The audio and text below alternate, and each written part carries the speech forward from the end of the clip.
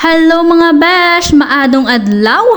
So samahan niyo ako sa day in my life as MDRMO dito sa bayan ng Banton na magpapatraining nga sa BLS SFA. As usual mga bash, maaga na naman ako dyan kaya ayan, nagprint muna ako ng attendance para sa aming pa-training today. Pagkatapos nga nun mga bash, pumunta muna ako kina Mama Janet dahil kailangan kong asikasuhin yung pa-cater namin. Pagkapapirma ko nga mga bash, umakyat ka agad ako dun sa venue dahil nandun na nga yung aming mga instructor ng DOH. Pagdating ko nga sa venue mga besh, nagpapirma na ako ng attendance para ma-check ko kung sino pa nga yung mga hindi pa dumadating ng mga participant. 30 nga kami mga besh na dapat participants ngayong training na ito. At yan, shoutout kay Kuya Dandan sa pag-asikaso ng aming sound system. Salamat! So habang kinukompleto nga namin yung mga participants yan, nagpa-picture na kami dahil kailangan nga magpa-picture yung lahat ng participants dito. Natutuwa nga kami dyan mga besh dahil yung aming mga instructor dati, yung instructor pa din namin ngayon. At yung isa dyan mga besh ay classmate ko pa sa MPA. At ayan na nga mga besh, may prepare ang Office of the Mayor ng mga garland para sa ating mga bisita. Kaya nilagyan ko na sila isa-isa. Maraming salamat talaga sa ating mga instructor from DOH at PDOHO dahil pumunta pa talaga sila dito sa bayan ng Banton para turuan kami ng BLS SFA. Maraming salamat ma'am and sir. Sana po ay hindi kayo magsawa na pumunta dito sa amin para magbigay ng mga trainings na ganito.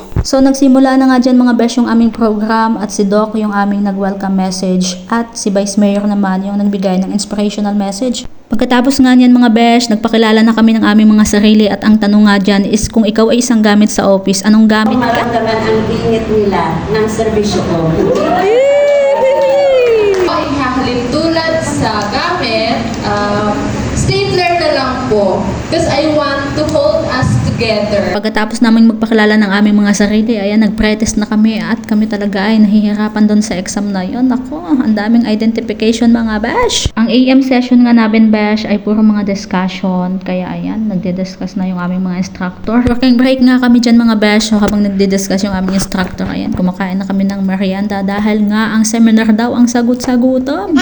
At after lunch, yan yung aming mga kaganapan. Hindi na nga ako nakapag-video ng lunch dahil nga ako'y nabusy sa pag-print ng aming mga skill sheet. Namigay lang kami ng pipil-apa na participants profile at ayan, nagdiretso na kami sa aming energizer. At ngayong hapon nga mga bash, konting discussion lang kami at nag-demo na ang aming mga instructor.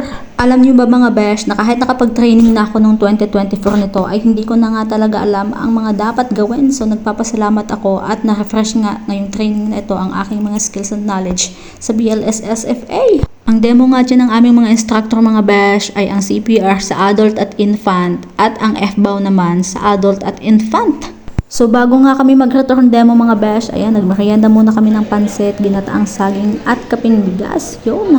Maraming salamat nga sa saging mga besh. Nagka-energy ako na mag-pump ng 240 chest compression. Nakakapagod talaga mga besh. Yan, so kahit nakakapagod, kailangan nating matutunan to dahil nga tayo magiging future lay rescuer. At ayan na nga ang besh nyo, nag-return demo na nga kami sa FBAW at ang aking kapartner nga ay si Ma'am Divine. Hello Ma'am Divine. At ayan na nga mga besh, safe na nga kayo sa akin kasi marunong na ako ng mga ganitong skills. At yan nga, maraming salamat sa aming napakasipag at napakatyagaan na instructor, si Sir Jello, dahil yan, tinutulungan niya kami maitama yung aming mga pagkakamali. At syempre nga mga besh, nakalimutan na namin yung training namin noong 2024, kaya ayan, parang naninibago na naman kami doon sa aming mga ginagawa. Napakahirap nga mag-save ng tao mga besh, lalo na buhay yung nakasalalay dito, kaya kailangan talagang tama yung mga ginagawa namin. Kasi nga mga besh, nakakatakot namang mag-save ng life kung hindi ka naman marunong, di ba? Kaya kung hindi ka marunong, ayan, manahimik ka na lang dyan sa mga tabi-tabi. Kasi nga mga besh, sa halip na makatulong tayo, ay baka makadagdag pa tayo sa pinsala ng tao. Kaya ang goal natin ngayon mga besh is matuto talaga ng tamang pagkandak ng BLS, CPR at ng pag-manage ng FBAW sa isang pasyente. Kaya nga mga besh, kailangan muna nating mag-focus sa ating training kasi nga buhay ang nakasalalay dito. Nakakatuwa nga mga besh, habang nagtitraining kami, nare-refresh yung mga natutunan ko noong 2024 at talagang mas natututo pa ako kung paano talaga mag-CPR at mag-manage ng mga foreign body objects sa isang pasyente. Na lang talaga mga besh, ay maipasa ko ang aming practical exam bukas. Yun lang muna mga besh. Babush!